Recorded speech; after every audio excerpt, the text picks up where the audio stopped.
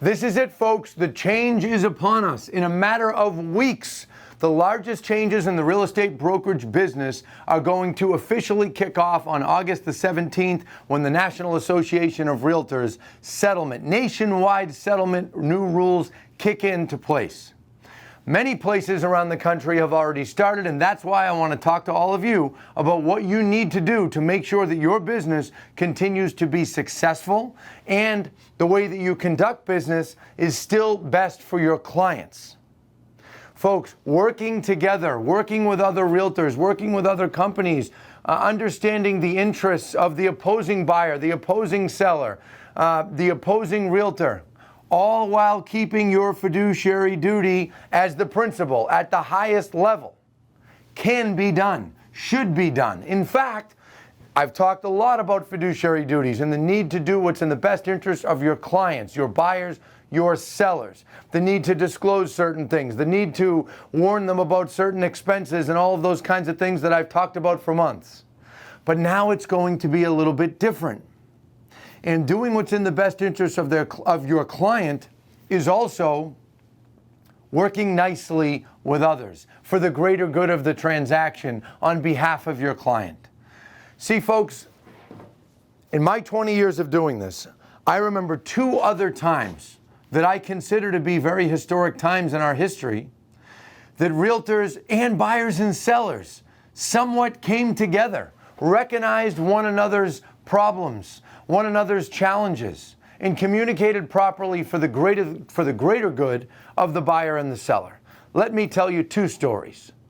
Late summer 2008, August, September 2008, there were banks going bankrupt every single day. So many that there was a certain website that had a radar, and every time the FDIC took over another institution, they would pop up on that website's radar, and we would cross-reference to see if one of those banks happened to be one that was providing a mortgage for one of our buyers, or if it happened to be one that was providing a mortgage for one of the buyers on one of our listings. There were multiple cases at that time, multiple cases of buyers having mortgage contingency dates that had lapsed. And when it first started happening, there were some sellers and there were some listing agents that put their foot down and said, nope, you have to pay me. Give me your deposit. Well, imagine being one of these buyers. Maybe they were 28 years old, first-time buyer, who knows, hypothetically, right? You're past your mortgage contingency date, you're supposed to close later in the week, and the mortgage company that you're getting the mortgage from goes bankrupt. And you say, this is outside of my control. There's nothing I could have done. Well, folks, within a matter of a couple of weeks, everyone across the industry started realizing this was going on. Listing agents started saying, okay, I'm sorry to hear this. I understand. Let me talk to my seller. They would talk to sellers. Sellers would say, I know, I feel bad for them. I put the news on this morning and I saw that that company is going under. I saw that that bank is. I feel bad for these buyers. That could have been me. And all of a sudden, mortgage contingencies got extended. Buyers were allowed more time to close. And guess what? The vast, vast majority of the transactions closed. And no one was harmed.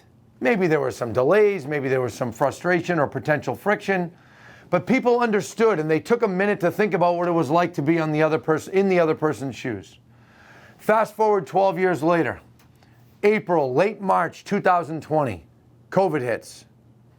When COVID hits, there were multiple sellers that had to sell but said, I don't want extra people in my home.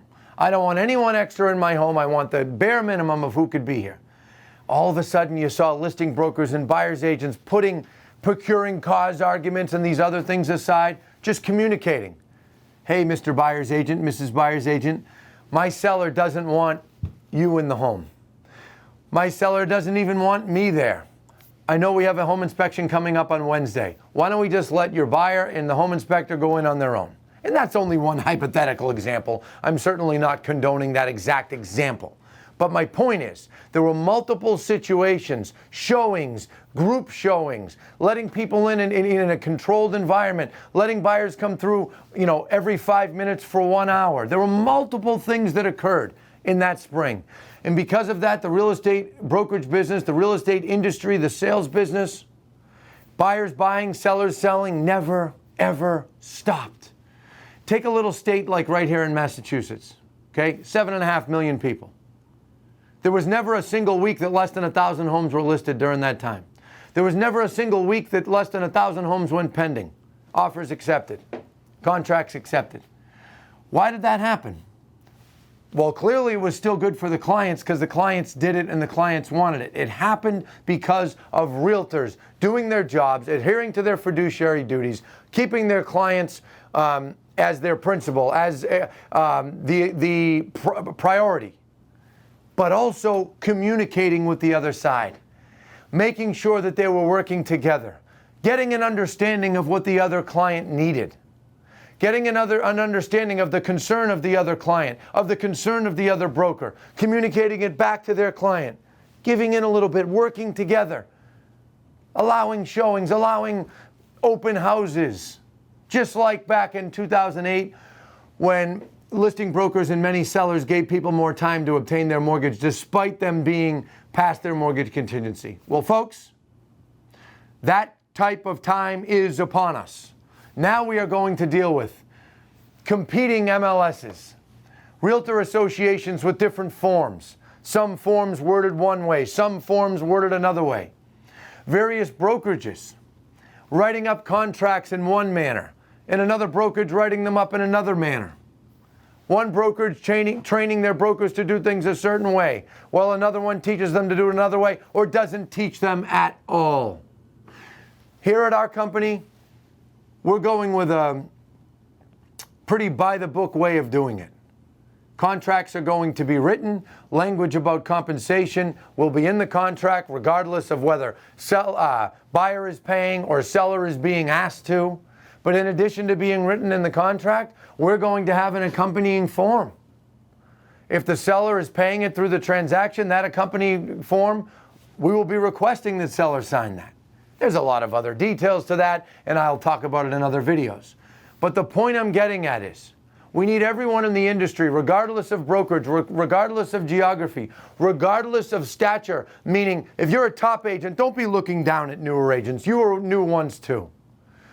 If you're someone who lists a tremendous amount of homes, don't take an attitude of, I don't care what happens with the settlement, I have the listings. Hang on, you have the listings, but you need the buyers. And don't forget what it was like in 2008, 9, 10, 11, when you were dying for a buyer. When you were dying for a buyer to just come look at your listing. Those times could come back. In some areas of the country, particularly down south, those times are already upon us in various places. So, be grateful you've got a buyer interested in your listing. Be grateful that you have a seller client. Think about not only, obviously, priority your client, but the interests of the person buying or selling with your client has an impact on your client. So, folks, let's be the leaders that we are. Let's be realtors and live by our motto, our code of ethics. The work that we do across America, across Canada, across the world is extremely, extremely important, and none of us should take that for granted. We are involved in what is usually the largest financial transactions of people's lives. And when you are involved in that kind of thing, you can't take it lightly, and it's easy to if you're doing it every day and you're very busy. But now there's going to be change, there's going to be differences, there's going to be some difference in the way that business is conducted. Is it better for buyers and sellers? I frankly don't think it is. In fact, I think it's worse, but it is what it is. We don't make the rules, most of us, right? Most of us just have to play by the playbook that's out there. So let's work together. Let's be kind to one another. Let's have an understanding that each side is going through a little bit of a change period. And let's do what's best for our clients. Thank you all. Good luck.